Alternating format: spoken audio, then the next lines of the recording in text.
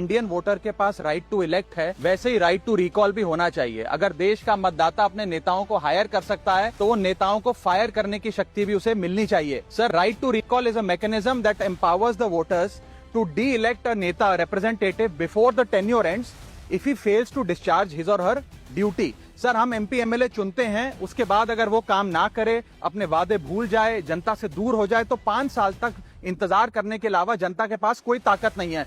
कोई interim provision नहीं, कोई अकाउंटेबिलिटी नहीं, कोई परफॉर्मेंस रिव्यू नहीं, कोई करेक्टिव ऑप्शन नहीं। चुनाव से पहले नेता जनता के पीछे और चुनाव के बाद जनता नेता के पीछे। 5 साल is too long a period in this day and age. अगर एक गलत फैसला गलत नेता को चुनने का लिया तो लाखों लोगों का भविष्य अंधकार में जाता है और पूरा क्षेत्र पीछे जाता है। Sir, we can trust our voters to elect. हमें अपने मतदाता पे विश्वास करना चाहिए कि वो अपनी गलती बदल भी सकें राइट टू रिकॉल की ताकत से।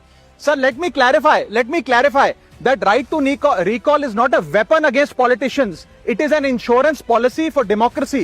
और भारत के संविधान में जब आप राष्ट्रपति को इम्पीच कर सकते हैं टेन्योर के दौरान, उपराष्ट्रपति को हटाने का प्रावधान है, जजों को इम्पीच करने के लिए प्रोसेस लेट डाउन है, यहां तक कि रूलिंग गवर्नमेंट के खिलाफ नो कॉन्फिडेंस मोशन लाकर आप सरकार बर्खास्त कर सकते हैं। तो एमपी एमएलए अगर आपका नॉन परफॉर्मिंग है तो उसको हटाने के लिए क्यों नहीं राइट टू रिकॉल मतदाता को देना चाहिए। दुनिया की 24 से ज्यादा डेमोक्रेसीज में राइट टू रिकॉल का मैकेनिज्म लागू है, जिसमें यूएस, कनाडा, स्विट्जरलैंड जैसे देश है। मैं आपको उदाहरण देता हूं सर, कैलिफोर्निया में एक गवर्नर क्रिस डेविस नाम के नेता 2002 में चुने गए। उनके कार्यकाल में मैसिव पावर कट हुए, एनर्जी क्राइसिस हुआ, बजट की मिसमैनेजमेंट और गन शूटिंग की वारदातें हुई। उसके चलते 1.3 मिलियन कंस्टिट्यूएंट्स ने एक पिटीशन साइन करके दी कि इन्हें रिकॉल किया जाए।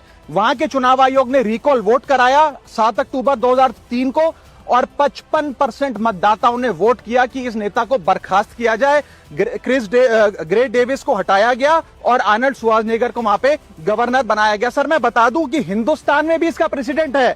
कर्नाटक, मध्य प्रदेश, महाराष्ट्र और राजस्थान में रिकॉल मैकेनिज्म ग्राम पंचायत के स्तर पे लागू है और ग्राम सभा के लोग मतदाता वोट करके उन्हें वापस बुला सकते हैं। सर, लेकिन इसका मिसयूज ना हो इसलिए हमें सेफगार्ड्स भी बनाने पड़ेंगे। एक थ्रेशोल्ड रखना चाहिए कि 35 से 40% मतदाता अगर साइन कर दे तभी राइट टू रिकॉल वोट करवाया जाए।